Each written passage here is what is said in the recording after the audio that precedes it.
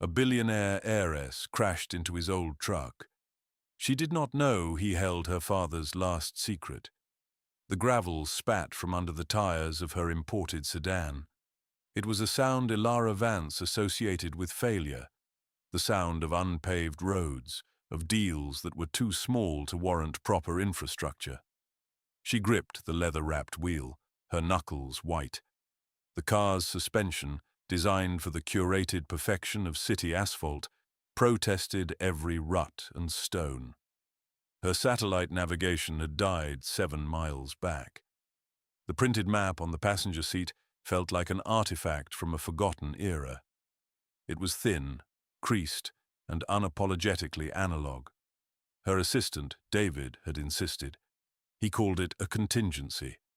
Elara called it an annoyance.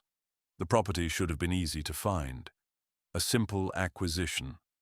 200 acres of supposedly fallow land needed for the new Aethel Corp data center's energy corridor. It was the last parcel, the final piece of a billion-dollar puzzle, and it was held by a man who refused to answer his phone. Caleb Thorne. The name was as blunt and graceless as the landscape. The trees thickened, their branches clawing at the car's metallic finish. She flinched with each scratch, a physical reaction to the imperfection. Her world was one of controlled surfaces, of glass and steel and polished mahogany. This place was raw, untamed, and deeply inconvenient.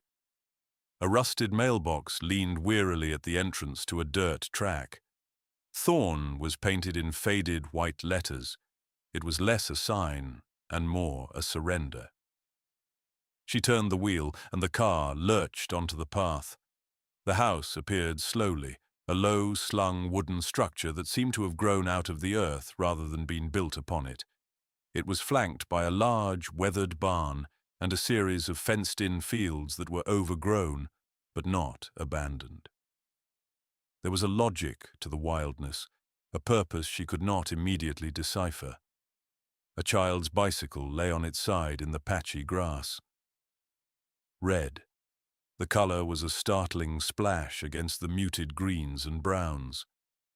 She parked the sedan near a battered, mud-splattered pickup truck that looked as old as the trees. It was an ugly, functional thing, an offense to automotive design.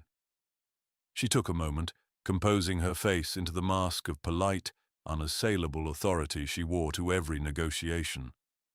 She was not here to ask. She was here to inform, to close. She stepped out of the car, her heels sinking immediately into the soft earth. She cursed under her breath and recalibrated her balance. The air smelled of damp soil and pine and something else. Wood smoke. A man emerged from the barn. He was not what she had expected. The file had been thin. A name, a tax record, a deed. She had pictured someone old, worn down by the land. This man was not old. He moved with a quiet economy, wiping his hands on a rag. He was tall, dressed in worn jeans and a plain grey shirt, the sleeves rolled up to his elbows. He did not look at her car. He looked at her. His eyes were the color of the sky just before a storm. He stopped a dozen feet away, his stance neutral. He did not smile. He did not speak. He simply waited. The silence was a challenge. Elara cleared her throat, the sound ridiculously formal in the open air. She was Elara Vance from Aethel Corporation. She assumed he was Caleb Thorne. She had tried to call. He nodded slowly, his gaze unwavering. The rag in his hand was stained with grease. "I know who you are. The land is not for sale." His voice was low, resonant. It held no anger. It held a finality that was more absolute than any shouted refusal. She began her pitch. It was a well-rehearsed symphony of numbers and projections. The value proposition, the community benefits, the generous compensation package. Words that had dismantled families, rerouted rivers and redrawn maps. Words that had always worked before. He listened without interruption, His stillness was unnerving. He was not processing her offer. He was enduring it. When she finished, a bird called from a nearby tree. The sound was sharp, mocking. He folded the rag and tucked it into his back pocket. The answer is no. Elara's patience, a finite and expensive resource, began to fray. Mr. Thorne, perhaps you don't understand the scale of this project. This is not a request. We have already acquired every other property. The state has approved the zoning. This is the final step. He took a step closer. For the first time, she saw the fatigue etched around his eyes. It was not the weariness of a farmer. It was something older, deeper. Land doesn't rush, Miss Vance. You should tell your father that. The words hit her with a physical force. My father is dead. He held her gaze. I know. He made a promise. On this land. About this land. He gave his word. Her father had been a titan of industry, a man whose word was collateral, whose promises were ironclad contracts. But he had been dead for 10 years. His business, his legacy, was a well-documented history. There were no hidden promises, no secret land deals in forgotten corners of the country. That's impossible. My father never came here. A small girl appeared at the door of the house. She was maybe 8 years old, with dark hair tied back in a messy ponytail. She held a drawing in her hand. She looked from her father to Elara, her expression one of solemn curiosity. Caleb's face softened almost imperceptibly as he looked at the child. Go on inside, Mia. I'll be there in a minute. The girl, Mia, did not move. She looked at Elara's car, then at Elara's shoes, sunk in the mud. Caleb turned his attention back to Elara. His voice was quieter now, but no less firm. He was here. 10 years ago. He stood right where you're standing. He gave his word to my wife. His wife. The file had listed him as widowed. Lena Thorne. Deceased. My father's dealings were meticulously recorded. There is no record of any such meeting. She heard the defensive tremor in her own voice and hated it. He almost smiled. It was a sad, bitter thing.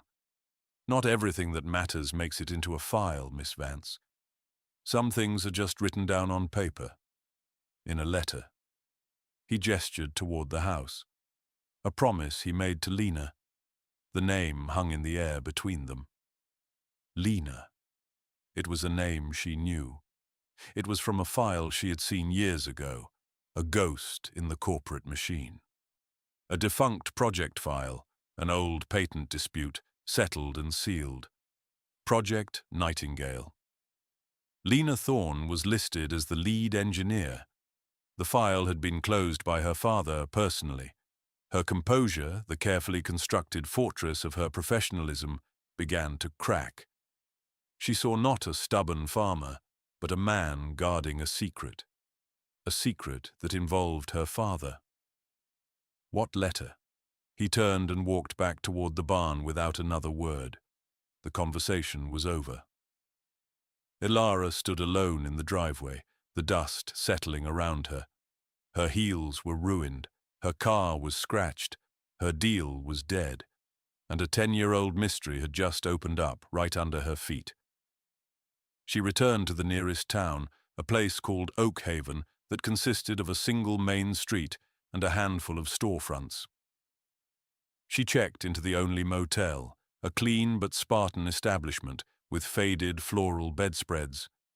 The room smelled of lemon-scented cleaner and old regrets. She called David. Her voice was clipped, efficient. Forget the land deal for a moment. I need you to find something.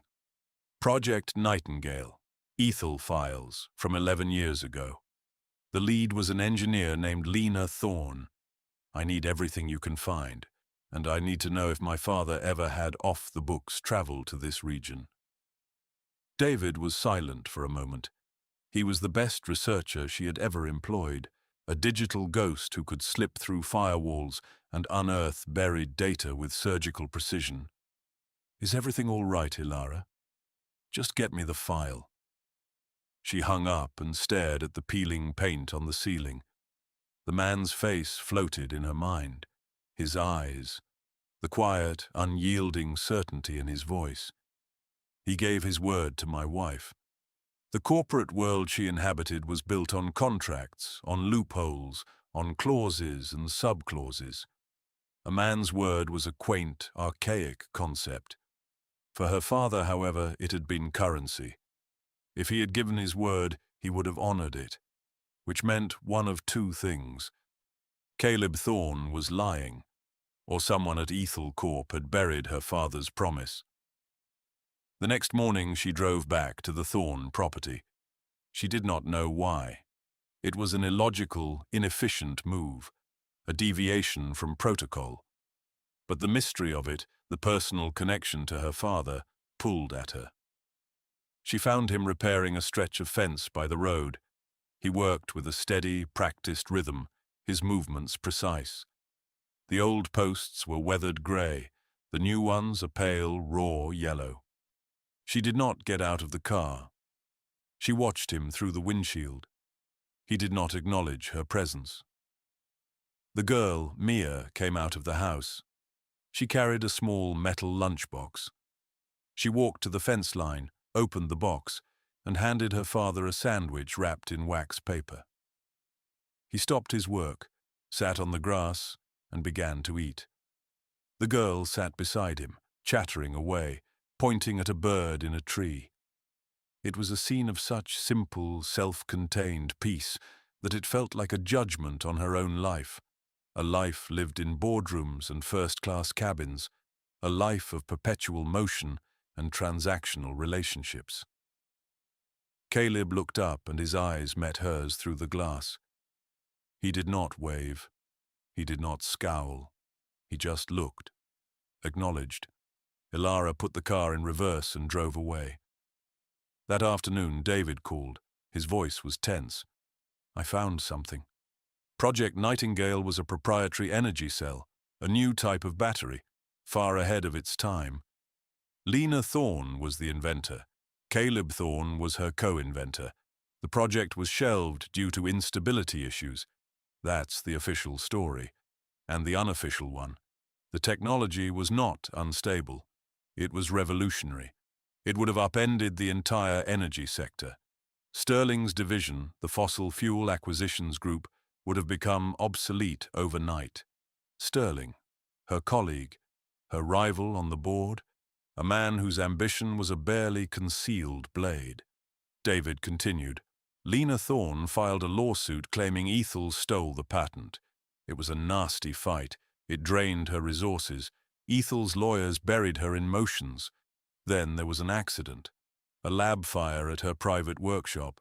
The suit was dropped after her death. Elara felt a chill crawl up her spine. And my father.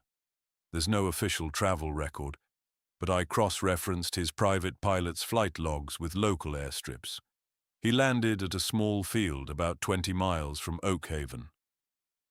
10 years ago, the day before the lawsuit was officially withdrawn. He was there for less than 4 hours. Her father had been there. Caleb Thorne had been telling the truth. She spent another day in the motel, the walls closing in. She was a problem solver. Every situation was a set of variables to be manipulated for a desired outcome. But this was different. This was not a business problem. This was a legacy, a matter of honor. On the third day, she drove back to the farm. This time she wore practical shoes. She parked and got out. Caleb was in his barn. The large doors slid open. The interior was a cathedral of organized chaos. Tools hung from pegboards, engine parts were laid out on a workbench, and complex schematics were tacked to the walls. It was the workspace of a meticulous, brilliant mind. She stood at the entrance, waiting to be acknowledged. He was welding something, his face hidden behind a dark mask, the torch hissing and spitting blue-white light. He finished his task, flipped up the mask, and turned to her. The air smelled of hot metal. "You're persistent. I know my father was here. I know about Project Nightingale." He set the welding torch down and picked up the rag from his back pocket. He wiped his hands, his movements slow, deliberate. "Knowing and understanding are two different things, Miss Vance." "Then make me understand. Show me the letter." He studied her for a long moment, his gaze searching. He seemed to be weighing something. Finally, he gave a slight nod and walked toward the house. She followed. The inside of the house was as simple and functional as the outside. It was clean, lived in. Handmade wooden furniture sat alongside comfortable, worn-out chairs. Mia's drawings were taped to the refrigerator. One of them was of a woman with bright yellow hair, holding a flower. Underneath, in a child's scrawl, it said, "Lena." Caleb went to a wooden chest in the corner of the room. He knelt and opened it. The scent of cedar filled the air. He removed a small, locked metal box. He produced a key from his pocket, unlocked it, and lifted the lid. Inside was a single, folded envelope, yellowed with age. He did not hand it to her. He held it. "This was my wife's. Your father wrote this after their meeting. It was his promise, a personal guarantee." What did he promise? That Aethel would release the patent back to her. That he would personally fund her independent research. He said the company had grown into something he didn't recognize. That men like Sterling were steering it into darkness. He wanted to make it right. He looked at the letter, not at her. He promised to protect her. He failed. He finally held the letter out to her. Her hand trembled slightly as she took it. The paper was thick, expensive stationery bearing her father's personal monogram. The handwriting was his. Bold, decisive strokes. She knew it as well as her own. She read the words. It was all there, an apology, a confession of corporate overreach, a promise to rectify the theft. It was a testament to the man she remembered, the man who believed in honor above profit. And at the bottom, a handwritten addendum. "I'll take care of Sterling. He won't be a problem again." But he had been a problem. He was still a problem. "What happened?" she asked, her voice barely a whisper. "Your father flew back to the city that day. He was scheduled to chair a board meeting the next morning, the one where he was going to fire Sterling and announce the return of Lena's patent. He never made it. He had a heart attack that night, a massive one. He was dead before the market opened." Elara sank into a nearby chair. The letter felt heavy in her hand, a weight of 10 years of lies. "With your father gone, Sterling consolidated power. He was named interim CEO. The first thing he did was bury this. He sent lawyers. They offered a settlement. Hush money. We refused. Then the fire happened. It destroyed most of Lena's new prototypes. It broke her spirit. She gave up the fight. A year later, she was gone." He said it all so plainly, without emotion. The lack of it made the story more devastating. It was a history he had worn smooth with the telling, over and over to himself. The front door opened and Mia came in, humming a little tune. She stopped when she saw Elara. She held up a fistful of wildflowers. Caleb's expression changed instantly. The hard lines of his face softened. He knelt down to her level. "Hey, Bug. What did you find?" The little girl opened her hand. "They're for Mum's garden." She looked at Elara, then offered her one of the flowers. A small, purple one. Elara took it, her fingers brushing the child's. The simple, unconditional kindness of the gesture was a stark contrast to the ugliness she had just heard. Mia seemed to decide Elara was no longer a threat. She turned to her father. "Is she staying for dinner?" The question hung in the quiet room. Caleb looked at Elara, a question in his own eyes. She nodded. Yes, I think I am. Dinner was a quiet affair, a simple meal of roast chicken and vegetables from the garden. Mia did most of the talking, telling a long and elaborate story about a squirrel in the yard. Elara found herself listening, truly listening, for the first time in years. She was not analyzing, not looking for leverage, not waiting for her turn to speak. After Mia was put to bed, they sat on the porch. The sun had set, leaving streaks of orange and purple across the sky. The air grew cool. Elara held the flower the child had given her. Sterling is trying to force this land deal through. He's the one behind the data center project. He doesn't know that I know any of this. Caleb stared out at the darkening fields. He knows the patent is tied to this land. How? Part of Lena's work involved geothermal resonance. The tech works best with a specific type of crystalline rock formation. It's rare, and the largest deposit is right under this house. The patent is useless without the source. Sterling doesn't want the land for an energy corridor. He wants it for what's underneath. He wants to finally own it all. Now it all made sense. The aggression, the urgency. Sterling wasn't just cleaning up a loose end. He was trying to complete a decade-long theft. He won't get it, she said. It was not a boast. It was a promise. A promise she was making to him, to her father's memory, and to the woman she had never met. The next day, the threat materialized. A black SUV came up the drive. Two men in sharp suits got out. They were not from the Aethel real estate division. They were from corporate security, Sterling's personal bulldogs. Their leader, a man with a hard face and empty eyes, presented Elara with a formal notice. She was being recalled to the city for an emergency board meeting. Effective immediately. He informed Caleb that they were authorized surveyors here to conduct a geological assessment. It was a power play. Sterling was separating her from Caleb, trying to intimidate him into submission. Elara looked at Caleb. His jaw was tight. He said nothing. She turned to the security man. I'm not going anywhere, and you are trespassing. Leave now. The man smirked. We have a court order, Miss Vance. Signed this morning. He produced the paper. It was legitimate. Sterling was moving faster than she had anticipated.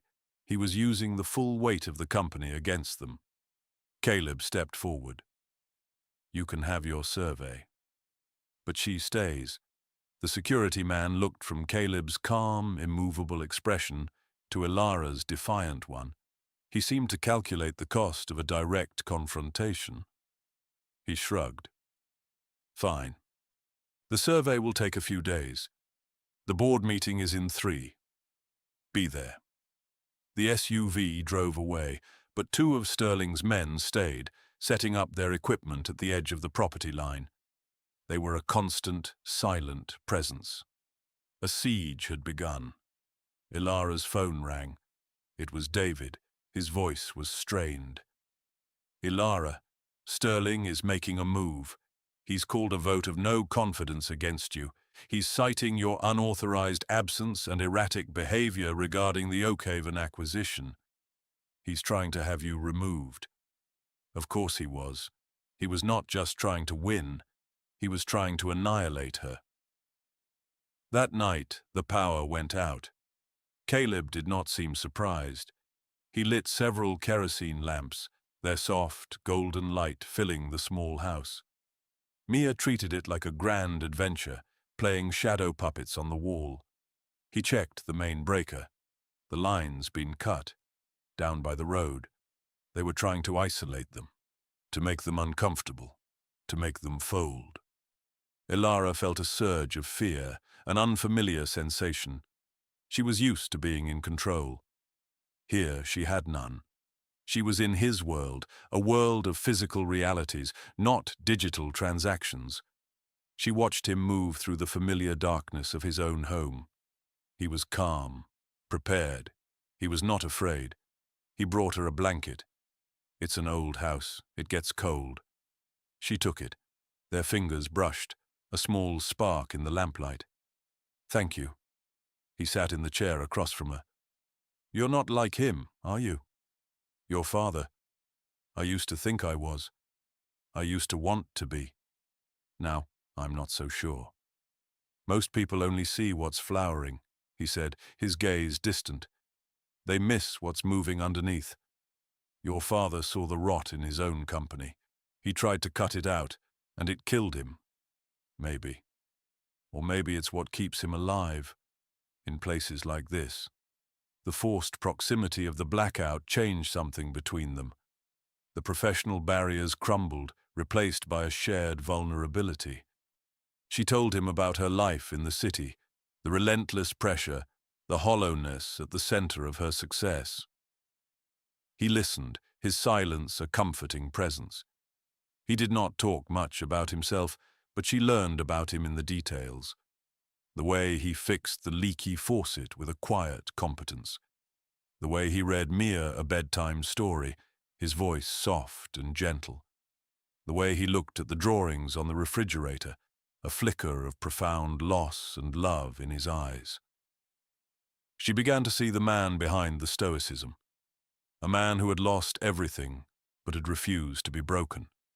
A man who had built a small, quiet life on the ruins of a brilliant one. The next morning, the generator in the barn rumbled to life. They had power, but the message had been sent. A courier arrived. It was a thick envelope, a legal document. It was an official offer from Aethel Corp, a final one. The number was staggering. 10 times the market value of the land. It was enough money to change a life. It was also an admission of how valuable the patent truly was. Attached was a personal note from Sterling.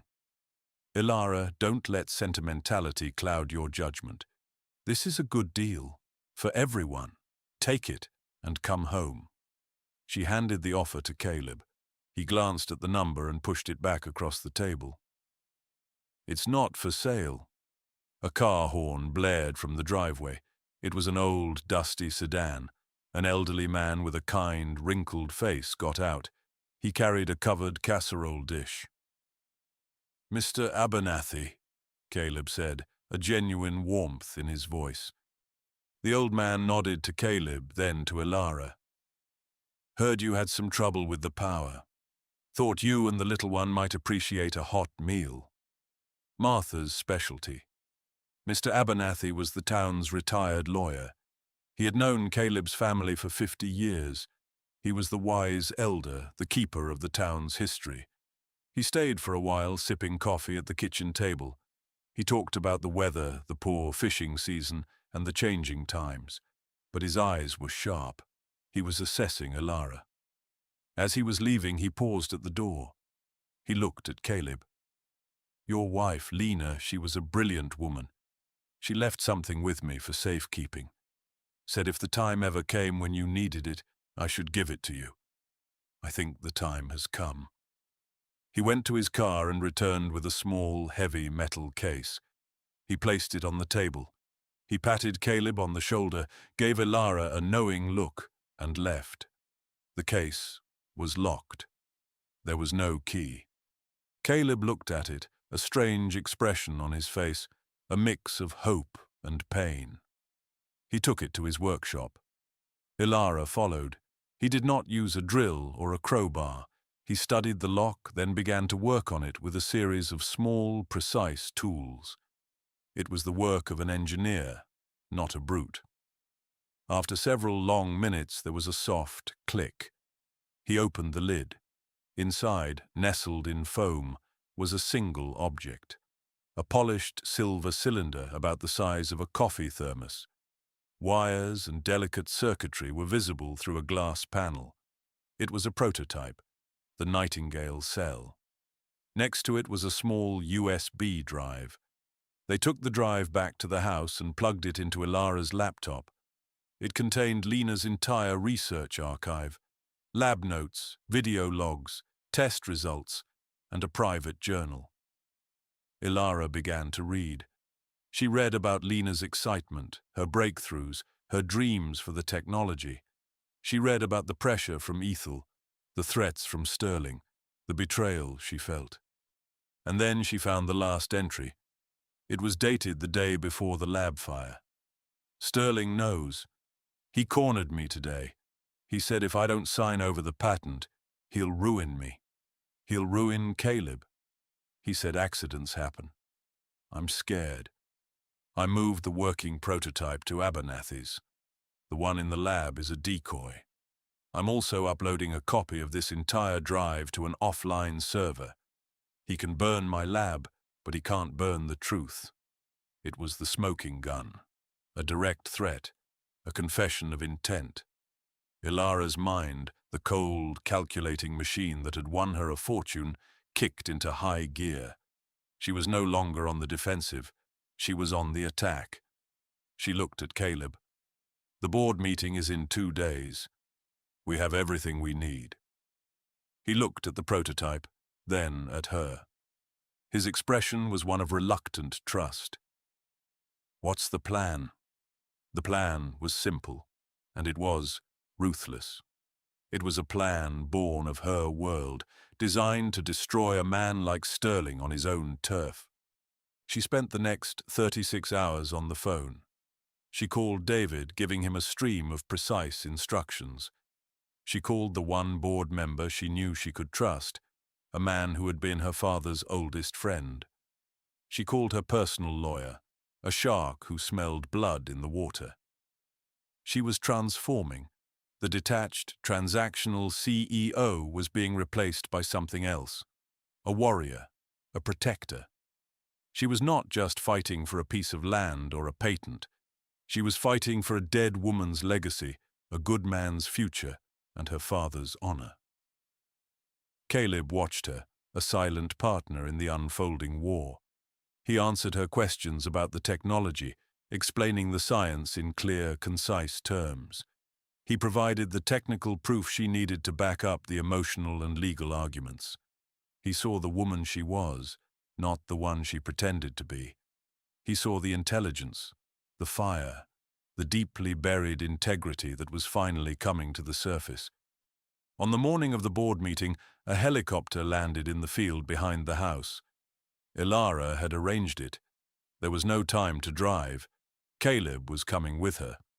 He was dressed not as a farmer, but in a simple, well-fitting dark suit. He looked like the brilliant engineer he had once been. He carried the silver prototype in its case.